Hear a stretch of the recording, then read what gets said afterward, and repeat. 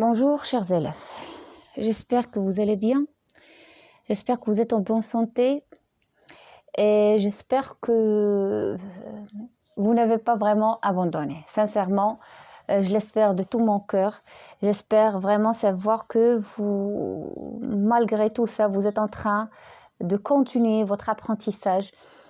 Je sais très bien que cet enseignement à distance ne donne pas vraiment le fruit attendu, vu plusieurs circonstances. Bien sûr, la première circonstance, c'est la distance elle-même, parce que toujours entre prof et étudiant, il y a toujours ce lien de présence, ce lien d'être là, de communiquer ensemble, de partager les idées, de donner son point de vue, d'expliquer, réexpliquer, de poser des questions, ainsi de suite. Je sais que c'est vraiment difficile, mais en même temps, j'espère que vous n'allez pas vraiment dire que ça y est, je vais récupérer au début de l'année scolaire prochaine. Croyez-moi, cette situation ne serait pas vraiment en votre faveur. Si vous prenez cette décision, sachez bien que vous allez vraiment perdre beaucoup de compétences, vous allez perdre beaucoup de connaissances et vous allez vous retrouver au début de l'année avec beaucoup de lacunes. Alors, essayez au moins de continuer à suivre ces leçons, à faire les exercices qu'on vous envoie pendant ces quelques semaines qui restent. En même temps, lisez des livres, lisez des romans, faites des exercices. Cette pause, entre parenthèses, n'est pas vraiment bonne pour votre apprentissage, pour votre niveau. Donc, au moins restez positif. Voilà, c'est rester positif. Suivez ce qu'on vous envoie. Essayez de comprendre le maximum, de voir le maximum. Prenez la peine de faire les devoirs et les exercices qu'on vous donne. Et croyez-moi, si on vous envoie ces exercices, c'est pas pour vous donner vous punir. Au contraire, bien au contraire, l'idée est complètement loin de vous punir.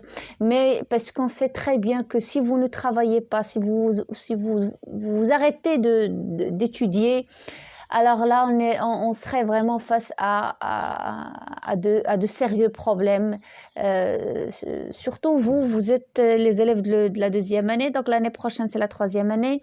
Donc, c'est une classe quand même importante, une classe qui décide beaucoup de choses en ce qui concerne votre niveau, votre orientation ici. Donc, suivez mon conseil. Je vous le dis parce que je vous aime. Je vous le dis parce que je ne veux pas vraiment voir que vous avez des problèmes par la suite. Donc, prenez ce conseil et faites-le, s'il vous plaît. N'abandonnez pas.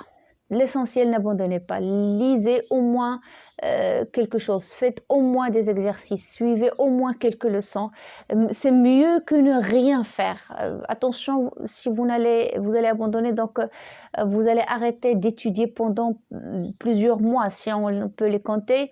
Donc, c'est environ 5 mois. 5 mois d'arrêt, c'est quand même grave. D'accord ? Alors, voilà, aujourd'hui, je vais voir avec vous une leçon dans laquelle on va parler de l'accord du complément, de l'accord du participe passé avec l'auxiliaire avoir. Et j'ai dit qu'il y a un seul cas où le participe passé peut s'accorder avec l'auxiliaire avoir. Voilà pourquoi je vais vous rappeler un petit peu les pronoms personnels. Les pronoms personnels complément d'objet. Pourquoi? Parce que la règle se base sur ça, c'est que si le participe passé avec l'auxiliaire avoir va s'accorder, ça doit être dans le cas où le complément d'objet direct est placé devant. Donc, et pour qu'il soit placé devant, il doit être un pronom. Donc, s'il n'est pas un pronom, c'est quand même impossible de voir cet accord du participe passé. Alors, on va commencer par rappeler les pronoms personnels. Bien sûr, on ne va pas rappeler tous les pronoms personnels, mais moi, j'ai voulu rappeler les pronoms personnels qui ont un lien direct avec cette leçon. Alors, les pronoms personnels le, la, l'apostrophe, les. Et ce sont les pronoms les plus importants. Ce sont les pronoms qui sont vraiment liés à l'accord du participe passé avec l'auxiliaire avoir. Puis on a lui et leur. Vous allez dire, maîtresse, pourquoi tu as ajouté? Ou bien vous avez ajouté lui et leur, parce que des fois on confond. On nous dit que le participe passé s'accorde avec l'auxiliaire avoir s'il y a un complément d'objet direct placé devant, et nous on ne fait pas attention qu'il s'agit d'un complément d'objet direct. Et alors même si on trouve le pronom personnel lui et leur, des fois on ne fait pas attention, on essaye d'accorder. Voilà, donc le, la et l'apostrophe les sont des pronoms personnels qui remplacent des compléments d'objet. Le pronom personnel le remplace un complément d'objet masculin singulier. Le pronom personnel la remplace un complément d'objet direct féminin singulier. Le pronom personnel les remplace un complément d'objet direct pluriel, qu'il soit singulier ou féminin. Le pronom personnel et l'apostrophe est employé lorsque le verbe commence par une voyelle. Ça peut être le ou bien la. Lorsqu'on a un verbe qui commence par une voyelle, on peut mettre l'apostrophe. Alors, je range mes affaires. Je les range. Je range ma chambre, je la range. J'aime mon petit frère, je l'aime. Vous voyez, on ne va pas dire je le aime. Et si on avait ici un temps composé, bien sûr, on aura un problème parce qu'on risque de ne pas accorder. Si par exemple on a j'ai rangé mes affaires, donc je les ai rangées, là on serait obligé à ajouter ES à la fin. Pourquoi? Parce qu'on a ce complément d'objet placé devant. Voilà. C'est la règle avec laquelle on va terminer cette vidéo. J'essaie seulement d'anticiper un petit peu et d'être plus clair. Alors vous voyez donc, ce sont des pronoms personnels compléments. Voilà. Alors, lui et leur sont des pronoms personnels qui remplacent un complément d'objet indirect. Voilà. Donc, lorsque vous voulez suivre l'accord de l'auxiliaire, de participe passé employé avec l'auxiliaire avoir, donc faites attention. Lui et leur ne font pas partie de cette règle. Pourquoi? Tout simplement parce que ces pronoms personnels remplacent un complément d'objet indirect et non pas direct. Donc, les pronoms personnels qui remplacent le complément d'objet direct sont le, les, l'apostrophe et bien sûr la. Bien sûr, on a d'autres pronoms personnels, mais moi j'insiste sur ces pronoms parce que ce sont les plus employés. Mais il y a d'autres qu'on va voir aussi dans une deuxième partie de ce rappel ou bien de cette leçon. Alors, je téléphone à mon père, je lui téléphone. Alors, je téléphone à mes parents, je leur téléphone. Voilà, donc voilà, c'est le rappel concernant cette leçon.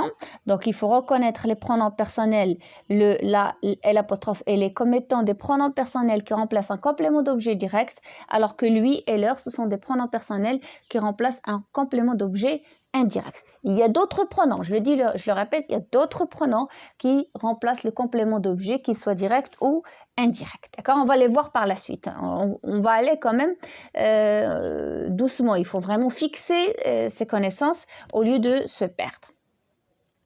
Alors maintenant, accord du participe passé employé avec l'auxiliaire avoir. Que dit la règle? La règle dit que le participe passé des verbes conjugués avec l'auxiliaire avoir ne s'accorde jamais avec le sujet. Ça, c'est une règle générale.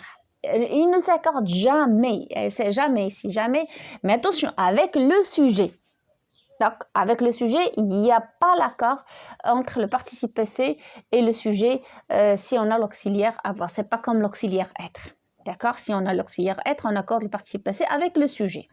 Donc, exemple, les filles ont bien travaillé. Donc, il n'y a pas l'accord ici. C'est tout à fait normal. Je le dis, je le répète, le participe passé des verbes conjugués avec l'auxiliaire ne s'accorde jamais avec le sujet.